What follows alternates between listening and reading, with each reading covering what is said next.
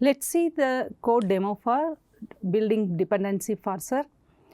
We have discussed two types of dependency parsed algorithm. One is transition based parser, another one is graph based parser.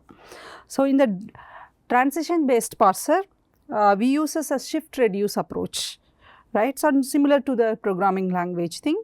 So, now let us see how to build this transition based parser in a very smaller data or a single sentence demo, but this can be even implemented further later with more data, so that the parser will be a more efficient one.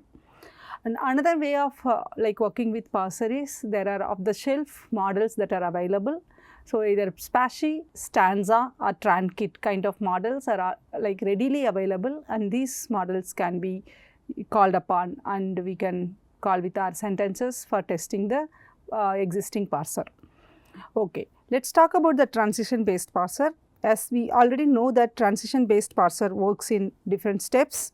So, as we have seen in the discussion, so it uses stack, buffer and arc information.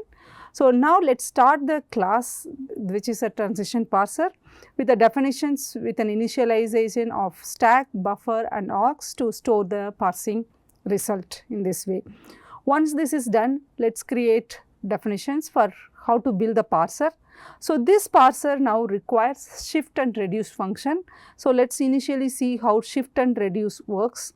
So, shift function is being built looking at the first element initially from the buffer to the stack.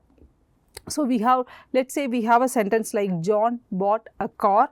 So, we have a first element as John, second as bought, third as and another one is car. Now, we have moving the first element from the buffer. So, then we are storing into the stock using this like information. Then now we are printing the current action and status of the stack. Now, the reduce function on the other hand pop the top element from the stack, okay, then putting it into the current action, and from where the arcs are being created. So, if the stack is not empty, then we are creating an arc between the two elements that we are identified, and now we are putting the current action and the arcs that are created into the reduce function. So, now shift function and reduce functions are being built. Now, this is being used in the function called parser. So, now this requires sentence. Now, the sentence is split into words and we are trying to start storing them into buffer. So, every sentence is split and it's creating a variable called self buffer.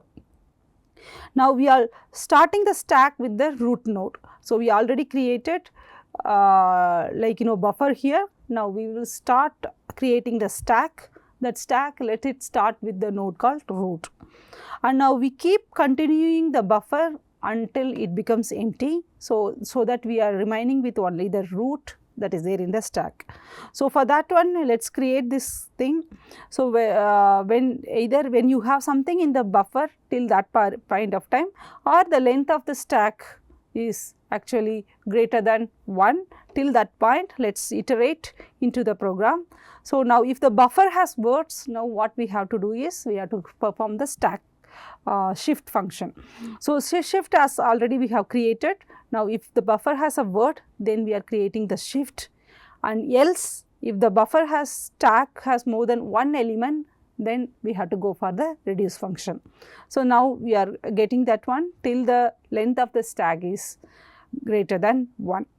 Then finally, we are returning the arc that represents the dependency structure, and this arc is coming built in the reduce function itself here. Now, how to actually use this reduce and shift and the parse function? Now, let us talk with a parser, with a transition parser, because we are transitioning from like buffer to stack, stack again to arc. We are combining them together and we are creating a transition parser. So, the sentence, let us talk John bought a car. Now, the parser is nothing but we are trying to create the parse element from the function that we already created here. Now, in this particular sentence is being like moved into this parse function. Now, you could see the output that coming from shift function. So, shift function taking the John into the stack and putting the root as an initial thing, then bot again it puts into the stack. Similarly, all the other informations are being initially put it into the buffering using the shift system. So, it shifts from one node to another node.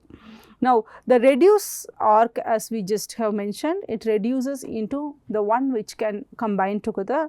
So, arc like a and car creates an arc, and when you have a bot and a, again there is another arc. Similarly, all other arcs will are kind of iterated through this whole reduce function. The final arcs that we got here is the transition, the dependency is a is dependent as a car. Of course, it might make mistake because we have actually doing this particular thing with the one sentence. If you are giving multiple data sets, definitely the improvement will be seen very clearly. Then bot into a, John into the relation with bot, and the root definitely it should be a bot, but of course here it has come as John. So, now this is a very simple implementation of how the shift and reduce that can be a part of the transition parser and how we can perform the dependency parsing thing. Okay. Now, let us see the graph based parser. Again, graph based parser we have discussed in the class.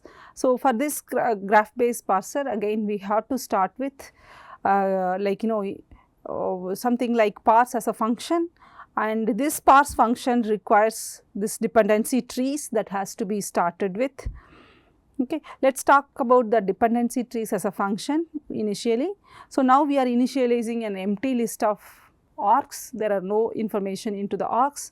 Now, we are iterating over all the words except the root, that is the index 0, the first one, and if the range is starting from 1 to the length of the word, it will keep iterating through the all words.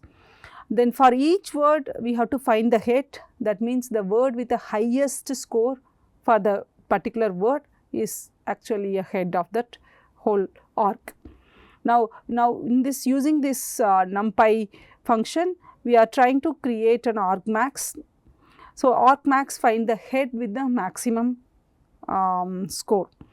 So, similarly, we are appending that arc, that means the head and the dependent information into the list of arcs. We keep iterating it as long as we are seeing the highest score for the given word. Then finally, we are printing the arc and its score. Okay. Now, this is the dependency tree that we are trying to build, and this tree is function is being called inside the parse function. This parse function, what it does, again it adds the root in the beginning, right. The sentence is being rooted here, then the node called root is being added at the beginning of the sentence, and we are trying to find out the number of words in the sentence, and again we are creating a random score. It is a kind of matrix now. This matrix is helpful for finding out the highest score for that word. So, this random score matrix is something like n into n, where each entry represents the score for an arc between two words, that is nothing but head and dependent. So, random scores for simplicity are initially here given here, and we are again building the dependency tree from the function that already we discussed. Then finally, we are returning the arc. So, again let us give the same sentence like John bought a car into this graph based parser.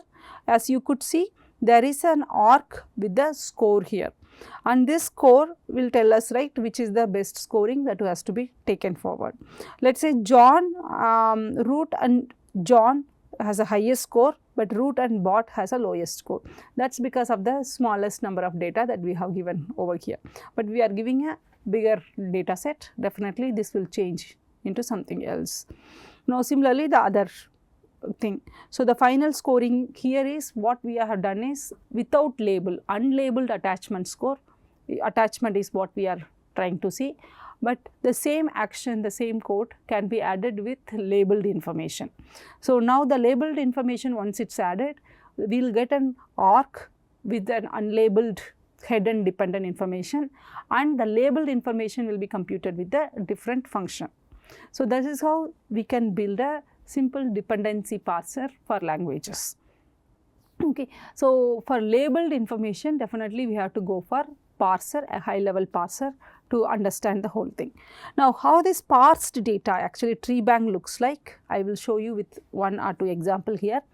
This particular tree bank, which is shown here in this notepad over here, is given in the Cornell U format. This Cornell U format has number of columns, and each column represent a kind of information it holds. For example, let's take this sentence: what if Google morphed into Google OS? Or let's get into a simplest sentence too. Okay, Google is a nice search engine. Let's say this is the sentence. Now you could see the first column is the token number.